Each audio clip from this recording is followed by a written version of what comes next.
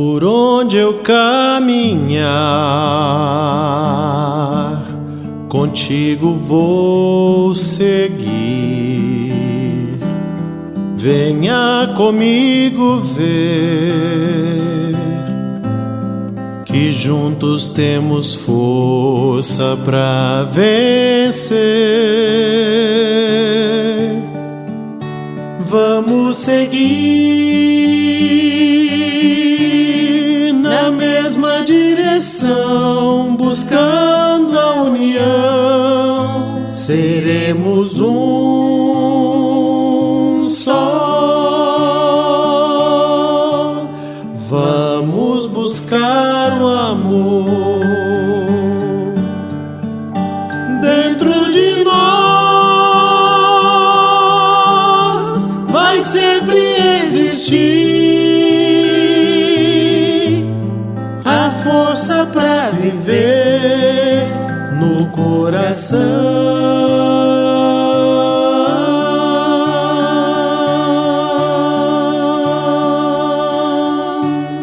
Pra nos iluminar dentro de nós. Vamos acreditar que em nosso olhar existe a luz.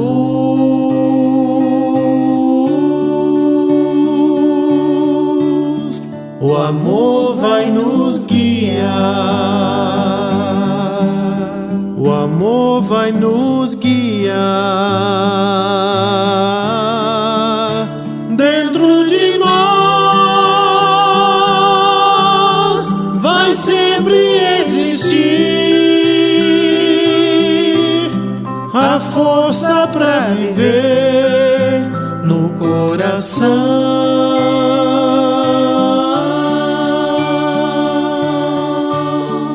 Pra nos iluminar dentro de nós. Vamos acreditar que em nosso olhar existe a luz.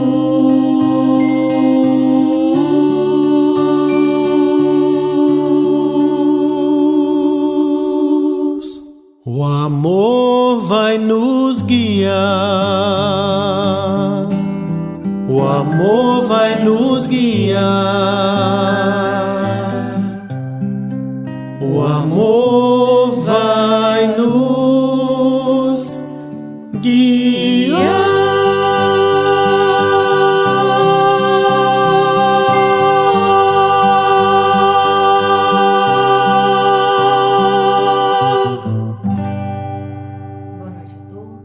Sejam bem-vindos a mais uma reunião pública na Casa Fé Ego, neste final de domingo. É um prazer imenso poder contar com todos vocês aqui nessa reunião pública que será transmitida a partir de agora. Eu vou fazer a leitura do livro Agenda Cristã, capítulo 5. Medicamentos evangélicos. Ajude sempre, não tema, jamais desespere, aprenda incessantemente. Pense muito, medite mais, fale pouco, retifique amando, trabalhe feliz, dirija equilibrado, não se queixa, siga adiante, repare além, veja longe, discuta serenamente, faça luz, semeie paz, espalhe bênçãos, lute elevando, seja alegre, viva desassombrado, demonstre coragem, revele calma, respeite tudo, ore confiante, vigie benevolente, caminhe melhorando, sirva hoje, espere amanhã. Vamos então, meus irmãos, envolvidos por essa leitura do Agenda Cristã, do nosso querido irmão André Luiz, meditar sobre essas palavras, agradecendo a oportunidade de estarmos todos aqui, encarnados e desencarnados, comprometidos com o Evangelho de Jesus, com o trabalho na seara do bem, com o nosso processo evolutivo. Agradecendo pelos mentores espirituais dessa casa e também por nossos mentores espirituais, espíritos protetores, que nos seguem, nos inspiram e nos auxiliam ao longo dessa jornada. Muito obrigada. Que a palestrante da noite de hoje possa ser inspirada em suas palavras e que cada uma delas possa tocar o nosso coração. Que assim seja. Que assim seja, meus irmãos.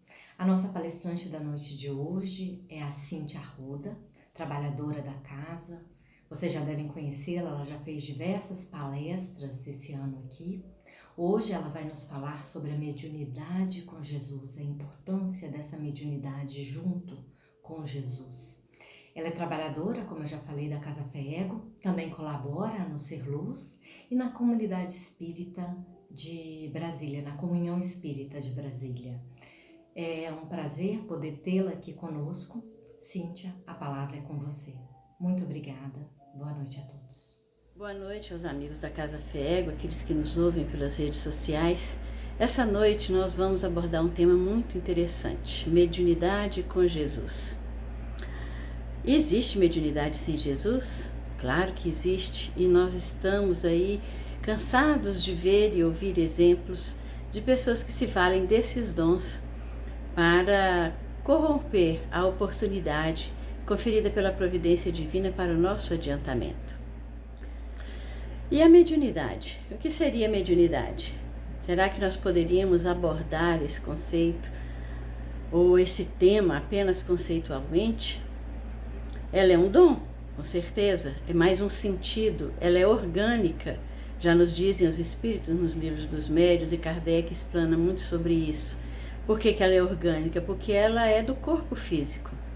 Ela, como a audição, como a visão, o olfato, o paladar, o tato, ela é mais um dos sentidos do nosso organismo. E por ser orgânica, ela não é boa nem ruim. Assim como também ver, ouvir, falar, sentir, saber qual é o gosto das coisas, também em si mesmos não são coisas boas nem ruins. Depende da forma como nós usamos esses atributos que o nosso corpo físico nos permite manifestar. E se ela é orgânica, se ela é mais um sentido, se ela está no nosso corpo físico, então nós podemos afirmar, como os espíritos nos dizem, como vários estudiosos nos mostram, que a mediunidade sempre existiu. Ela não é privilégio de uns e outros, de uma corrente filosófica ou outra, de algumas pessoas só. Na acepção mesmo do termo médium, médium é aquele que está no meio, médium é meio, é aquele que está entre alguma coisa e outra coisa. E no caso aqui nós estamos estudando, o médium é aquele que está entre o plano físico e o plano espiritual, servindo de intermediário para que essa comunicação se faça. No livro A Religião dos Espíritos, no item lá 57, Emmanuel nos faz algumas considerações. Nós trouxemos aqui 3 tópicos. Olha lá, ele começa dizendo que o fenômeno mediúnico é de todos os tempos e ocioso seria mostrar, num estudo simples, o papel que lhe cabe na gênese de todos os caminhos religiosos. Ou seja, o fenômeno mediúnico sempre existiu. Nós temos aqui 30 minutos para falar sobre ele, então o tempo é curtíssimo, nós não vamos poder esgotar todo o assunto, então seria ocioso da nossa parte tentar fazer aqui um tratado sobre a mediunidade. Nós vamos então focar no nosso tema mediunidade com Jesus. O que mais que ele nos diz? Contudo, quase todas as manifestações de intercâmbio entre os vivos da terra e os vivos da espiritualidade evidenciavam-se mescladas de sombra e luz. Se nós formos observar ao longo do tempo, vamos ver que várias foram as criaturas que tiveram a oportunidade de se manifestar mediunicamente, né? Vamos começar desde o homem primitivo até hoje, mas pela ignorância do tema, ou por não entenderem exatamente qual a motivação de mais esse dom, Assim como se usa errado também o dom de ver, o dom de ouvir, o dom de falar, né? O dom de tocar. O toque é um sinal de carinho e muitas vezes é usado de uma forma completamente corrompida. Então, da mesma forma que se corromperam todas essas formas de nos manifestarmos através dos sentidos, também a mediunidade ao longo do tempo foi usada para tirar proveito pessoal, para gerar um privilégio inexistente, para se posicionar socialmente acima das outras pessoas.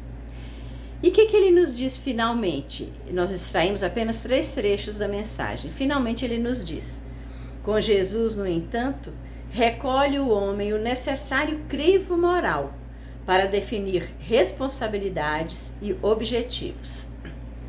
Ora, a nossa vida hoje em dia, ela se resume a antes de Jesus e a depois de Jesus.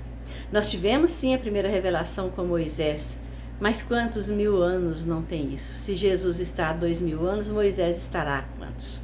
Não é? Mas foram lições que vieram até nós, até hoje, através dos 10 mandamentos. E que os livros nos contam essa história toda.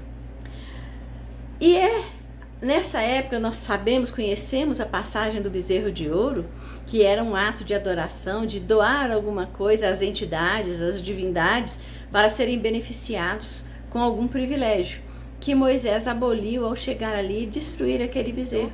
Ele foi obrigado a legislar de uma forma em que proibiu as manifestações espirituais, o intercâmbio mediúnico, que se fazia de uma forma muito natural e sempre se fez ao longo de todos os tempos. Por quê? Porque a própria ignorância, porque todos esses fatores que Emmanuel nos asseverou aqui antes, a forma de usar, né, não era uma forma correta.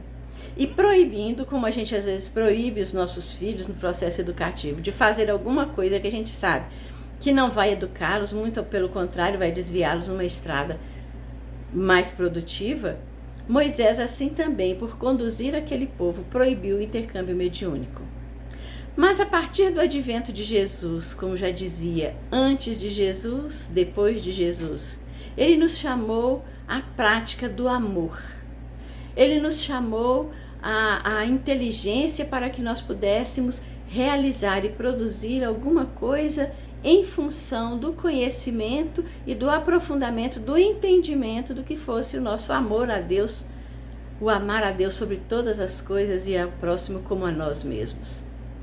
Então, a partir de Jesus, aquele Deus vingativo, cobrador, ou aquelas práticas exteriores tão comuns à época, foram todas colocadas de lado para se passar a partir dali um processo educativo, um processo de aprendizado, onde prevaleceriam mais as relações sinceras entre as pessoas e o bom uso de todas as oportunidades que aquela vida estaria nos favorecendo naquela época, em todas as épocas que nós estivemos aqui na Terra. Então, o advento de Jesus veio para nos marcar um momento de mudança e transformação. E nós podemos ver, então, ao longo do tempo, aí nessa ilustração, que os xamãs, os homens primitivos, os sacerdotes da Babilônia, os sacerdotes egípcios, os profetas, não é?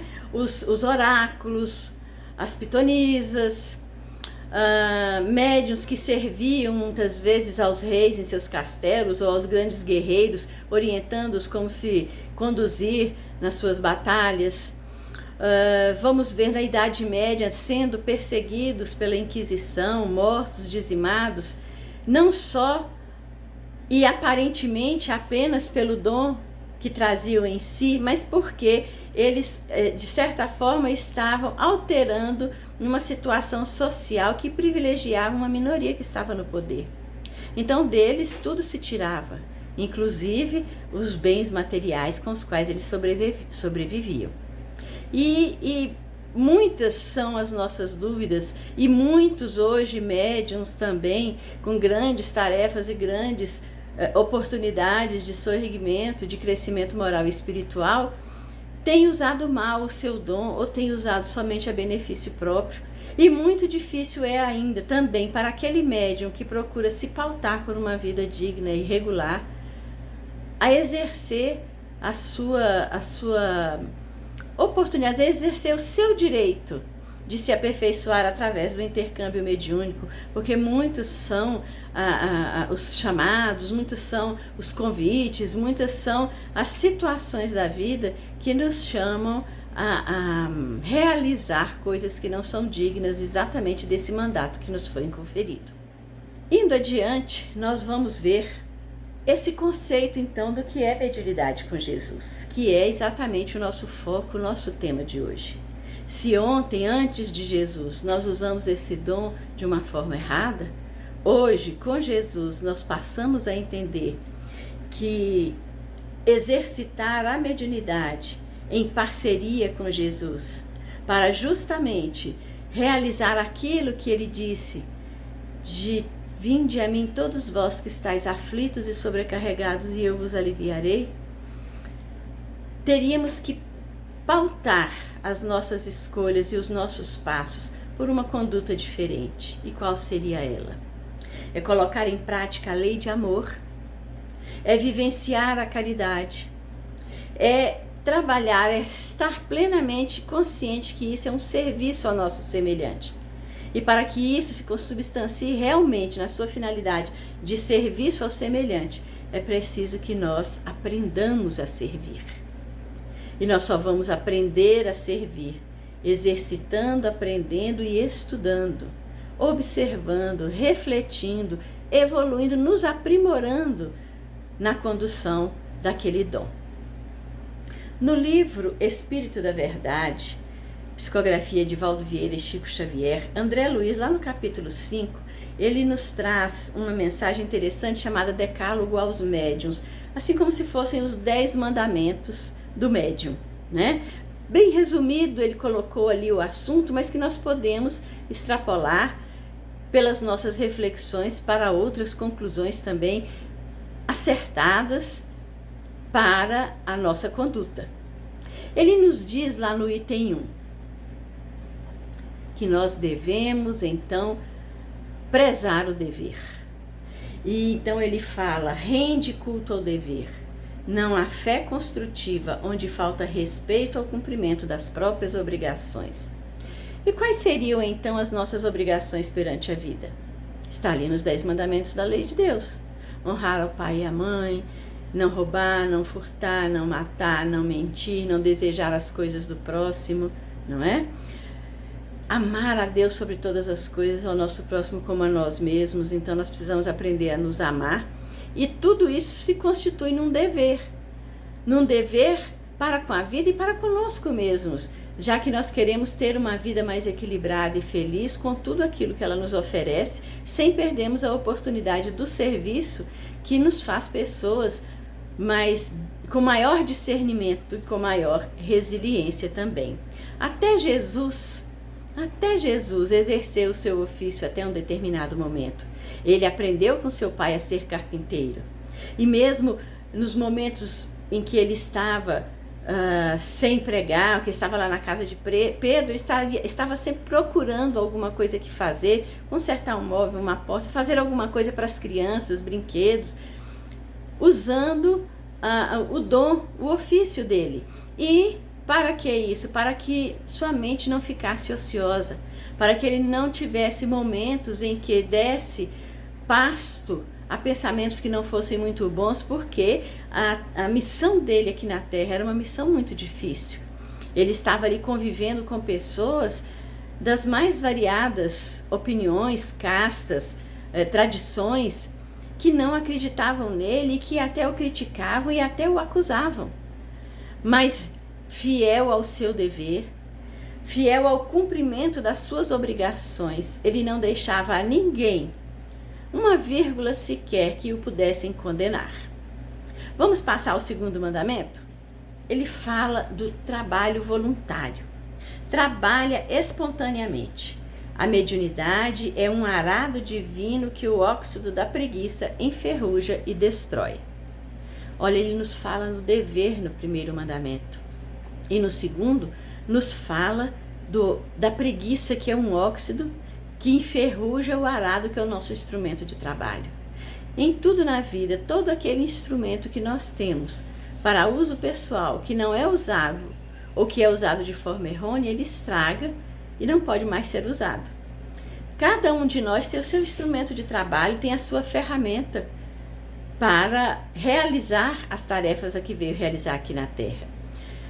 Mesmo que seja uma profissão, que seja o seu meio de vida, que seja o seu meio de subsistência, em tudo se pratica o amor, se vive o amor intensamente, se nós podemos direcionar as nossas energias de uma forma positiva, se não vemos naqueles recursos apenas um meio, como já disse, de sobrevivência, querendo tirar dele o melhor proveito possível para acumular em lugar de dividir. Então, esse trabalho voluntário, esse trabalho do qual nós não exigimos retorno, mas no qual nós nos empenhamos servindo ao nosso próximo, é uma fonte de aprendizado para que nós saibamos cultivar a humildade, para que nós saibamos cultivar a tolerância, para que nós saibamos cultivar a sabedoria tão necessária no encaminhamento dos nossos passos. E esse arado, essa ferramenta de trabalho, é uma forma de conhecermos as dores alheias também, porque aquele que está em contato do intercâmbio mediúnico, ele tem muito contato com as dores do seu próximo, tanto encarnado quanto desencarnado. Ele sente as suas dores, ele é mais sensível e percebe melhor todas aquelas mazelas, todas aquelas situações e sabe, se aperfeiçoa e se aprofunda o seu entendimento, como ajudar. Terceiro mandamento: igualdade perante Deus. Não te creias maior ou menor. Como as árvores frutíferas espalhadas no solo, cada talento mediúnico tem sua utilidade e a sua expressão. Já pensou se a gente começasse a dividir as pessoas pelo tipo de mediunidade que tem? Ah, vocês são videntes. Ah, vocês são psicofônicos. Ah, vocês são esclarecedores. Ah, vocês são passistas. Ah, vocês são curadores. Vocês são psicógrafos ou escreventes, né? E daríamos como uma classificação hierárquica dizendo, não, essa é mais importante do que aquela. Onde estaria a misericórdia divina ao conferir um meio de nos envaidecermos por um dom que é unicamente uma ferramenta de trabalho para o nosso aperfeiçoamento? Então, somos todos iguais. Cada talento mediúnico pode socorrer e aliviar dores da forma que está naquela pessoa. É o que vê, é o que fala, é o que ouve, é o que pode advertir, é o que pode dar o passe transmitindo uma energia de renovação, é aquele que fluidifica uma água. Ou pode ser só aquele que, mesmo não tendo uma mediunidade ostensiva, senta e ouve o seu irmão com caridade e tolerância. Aquele que carrega uma criança em seu colo e que abraça no momento de dificuldade. Aquele que oferece o seu ombro para uma pessoa que está em desespero. E assim, com todos esses talentos reunidos, cada um fazendo a sua tarefa, com a sua devida obrigação no lugar certo, no momento certo, nós vamos podendo minimizar a dor do nosso próximo. E assim André Luiz vai seguindo para o quarto mandamento. Ele nos fala das recompensas. Não esperes recompensas no mundo. As dádivas do Senhor, como sejam os fulgores das estrelas e a carícia da fonte, o lume da prece e a bênção da coragem, não tem preço.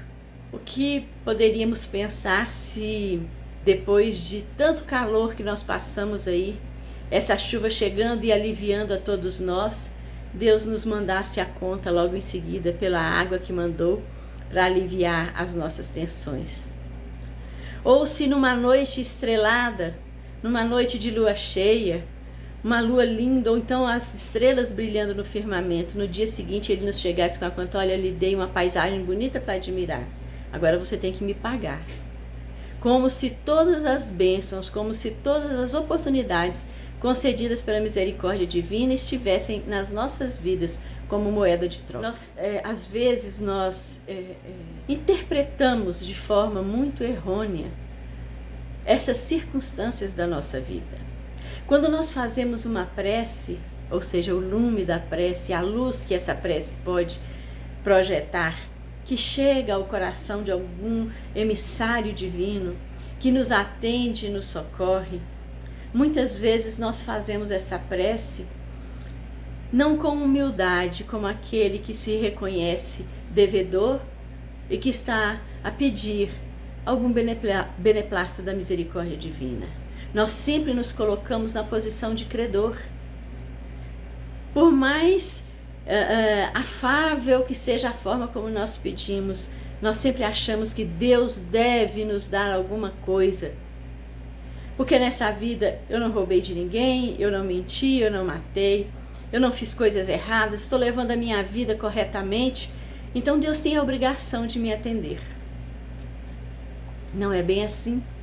Nesta vida eu não fiz, eu não agi, eu não construí de forma negativa a minha estrada. Mas quantas mazelas, quantas dívidas nós trazemos na nossa bagagem. E as parcelas que nos são cobradas não têm juros, como os empréstimos bancários.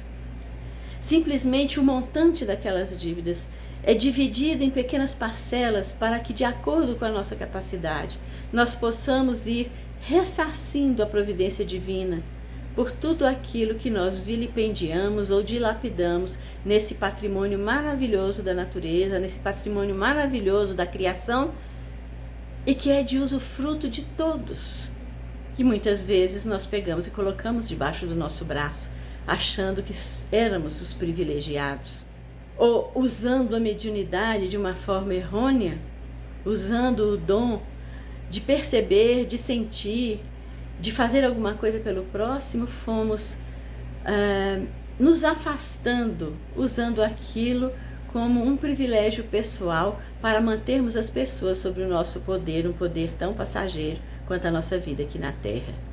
Então não esperemos recompensas de fora ou deste mundo. A recompensa que nós buscamos está dentro do nosso coração, dentro da nossa cabeça, do nosso pensamento. A recompensa que nós buscamos é a paz de espírito que desejamos. A recompensa que nós buscamos é a satisfação que a atitude, que a ação no bem pode nos proporcionar. E essa recompensa nada, ninguém pode nos dar, a não ser nós mesmos, pela boa condução das nossas atitudes. Vamos refletir sobre isso. Quinto mandamento. Sentido de equipe. A mediunidade com Jesus, ou fenômeno mediúnico, nos alerta para isso. Vamos ver? Não centralizes a ação. Todos os companheiros são chamados a cooperar no conjunto das boas obras, a fim de que se elejam a posição de escolhidos para tarefas mais altas. Aquele que mais foi dado, mais será pedido. Mas também, se ele guardar só para si, se centralizar a ação, o conhecimento, a oportunidade apenas em suas mãos, ele não vai beneficiar nem a si mesmo. E não precisa ser só dentro de um grupo mediúnico. Os médiuns trabalham em conjunto e são essenciais numa tarefa, numa mesa mediúnica. O médium de psicofonia, o médium de psicografia, o próprio dirigente do grupo que é esclarecedor, junto com outros esclarecedores, necessitam demais das energias equilibrantes e estruturantes daqueles que aparentemente não têm mediunidade alguma, mas que são verdadeiros postes de energia, postes de coragem para manter o tônus vital de uma reunião num padrão elevado e facilitar a abertura do campo áurico de todos nós. Esses médiuns que aparentemente nada fazem, só ocupam lugar, talvez sejam os médiuns mais importantes de uma reunião.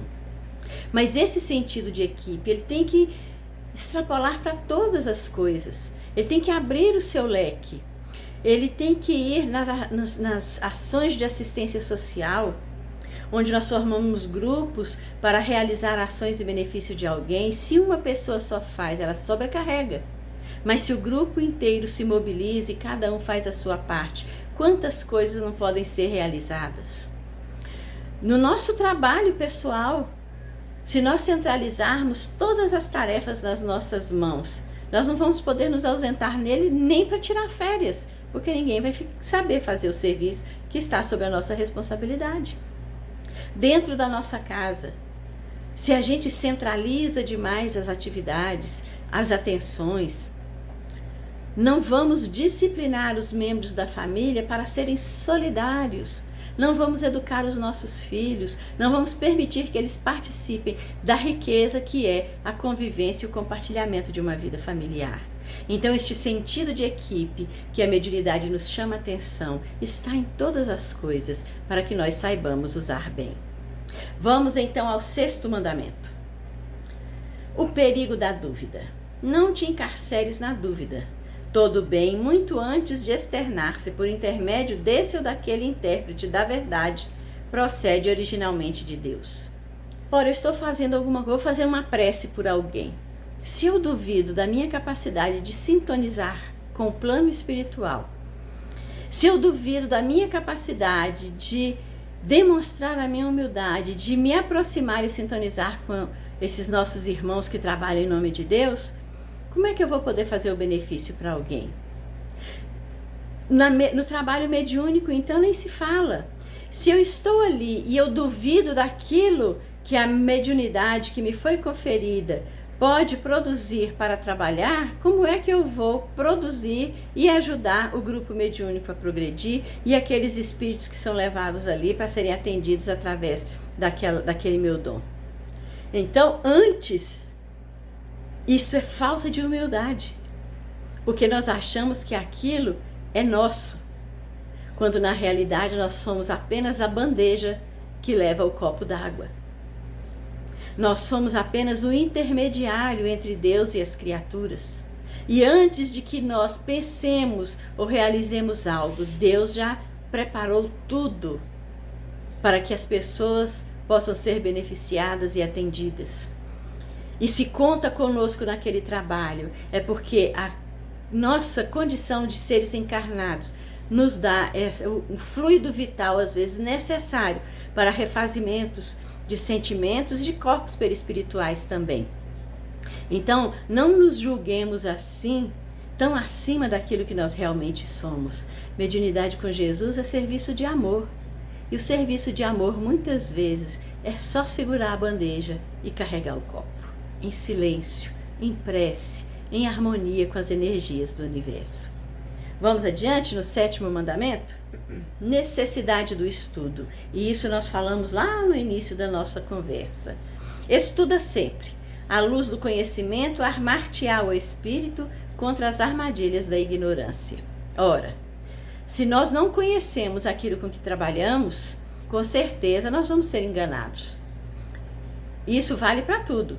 No trabalho, em casa, no convívio social e, principalmente, nas nossas tarefas mediúnicas. Se nós desconhecemos os mecanismos que a mediunidade nos oferece para servir e auxiliar, nós vamos entrar naquela turma dos falsos profetas, que o Evangelho tão bem nos adverte.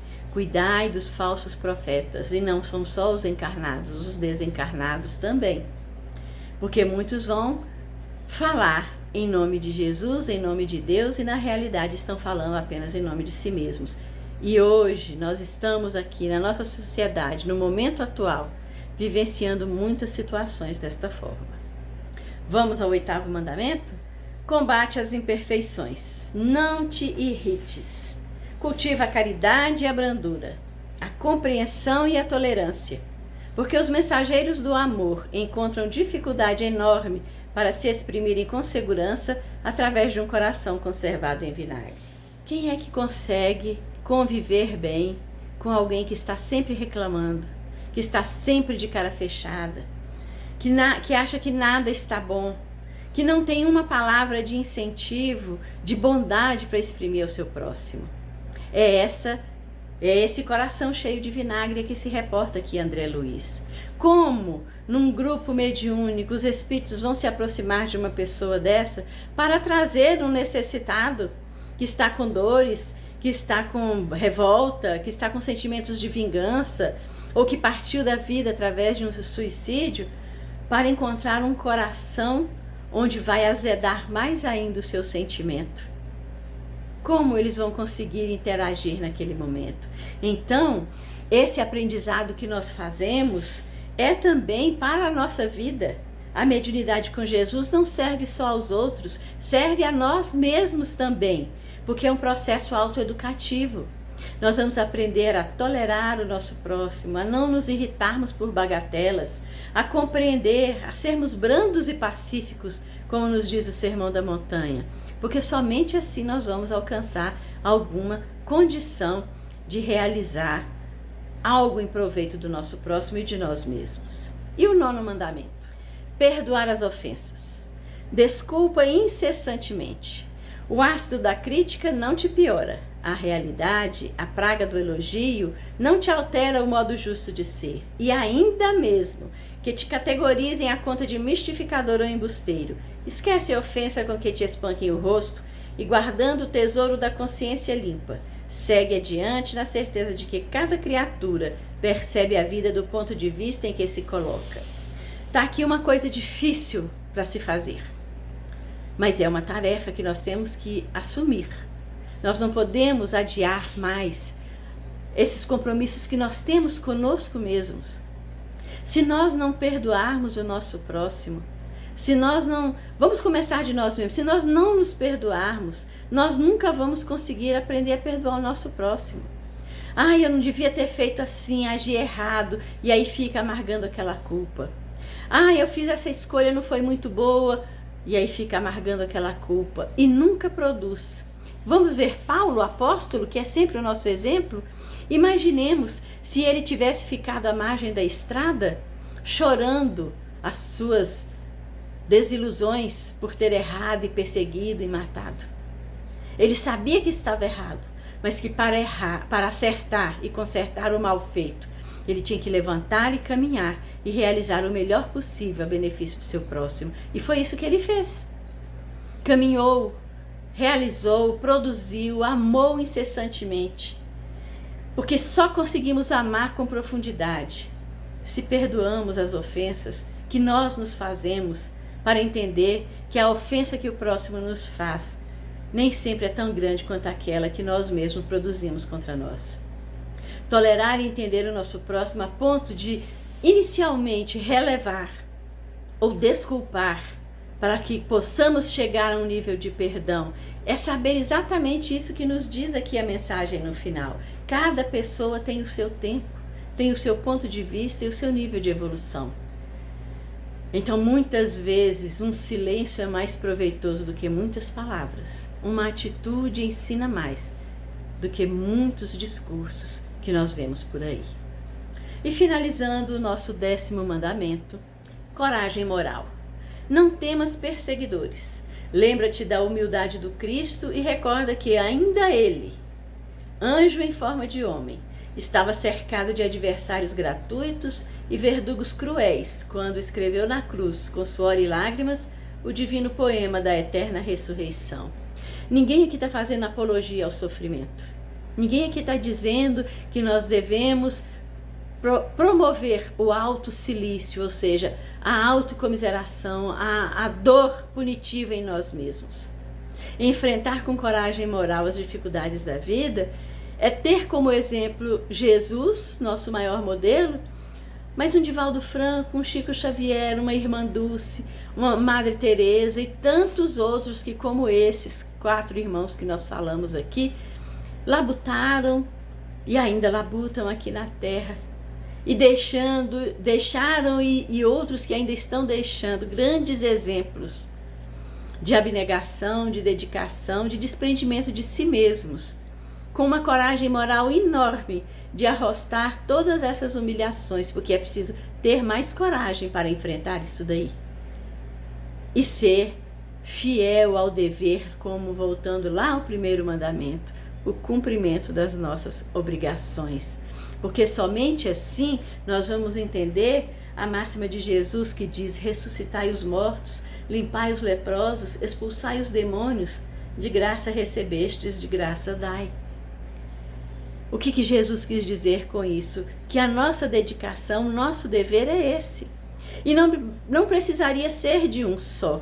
Poderia ser de toda a humanidade e será dessa humanidade regenerada. Mas ainda estamos caminhando num mundo onde não olhamos ainda para o nosso próximo, olhamos mais para as nossas necessidades, usando aqui a nossa vivência atual na sociedade, a gente se esquece de que pode estar por aí contaminando as pessoas, não sai de máscara, promove aglomeração, até que alguém da família adoece, alguém muito querido perto de nós passa por uma dificuldade e sofrimento batendo a nossa porta acaba por nos ensinar. E infelizmente, nós ainda precisamos do sofrimento como educador. Poderíamos viver sobre a máxima de Jesus de que o amor cobre uma multidão de pecados, mas nós ainda não compreendemos essa máxima. E ainda precisamos sofrer para aprender. E ainda precisamos da mediunidade benfeitora, que nos pede renúncia, dedicação, que nos faz sentir a dor do nosso próximo para poder entender essas máximas de Jesus. E ele lhe diz: eis que vos envio como ovelhas ao meio de lobos, portanto, sede prudentes como as serpentes e simples como as pombas. Não é nos dizer para que nós tenhamos a prudência, o equilíbrio, a educação de usarmos a nossa mediunidade convenientemente, de não acreditarmos em todos os espíritos, de termos o estudo para não se armarem armadilhas contra nós, de sabermos aprofundar, sairmos da superfície e nos aprofundarmos no entendimento?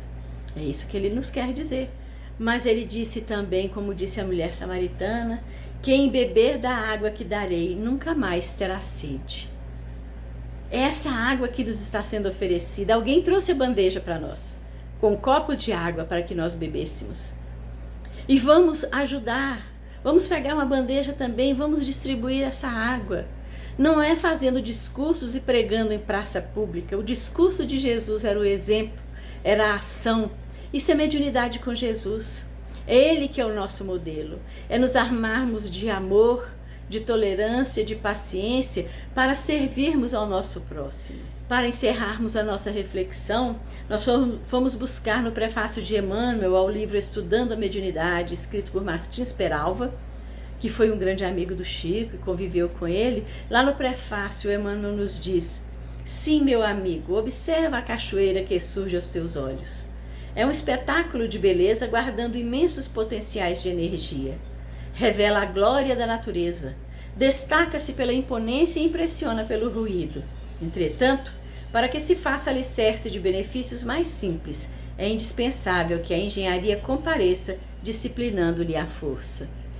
A cachoeira, ou qualquer massa de água desgovernada, pode causar uma devastação muito grande.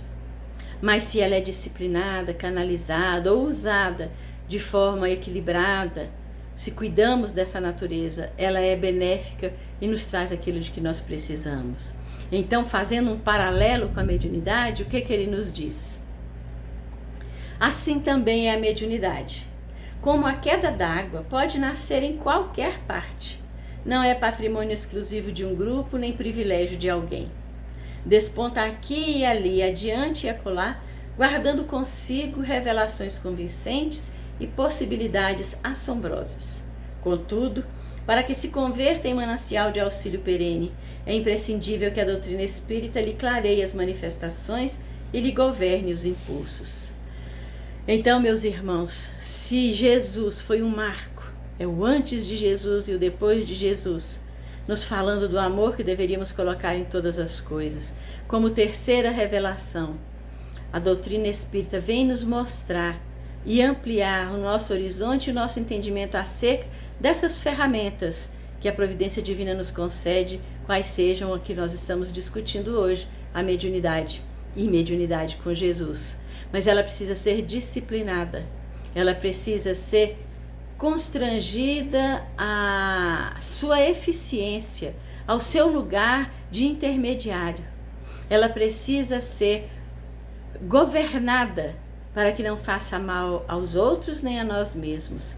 E é assim que sejamos imensas cachoeiras, repletas de energia, de uma água que pode gerar energia e luz para uma comunidade inteira. Então que seja essa a nossa mediunidade, a mediunidade que exercitamos com Jesus, aquela que produz luz, que abastece de energia a comunidade dos nossos irmãos em humanidade.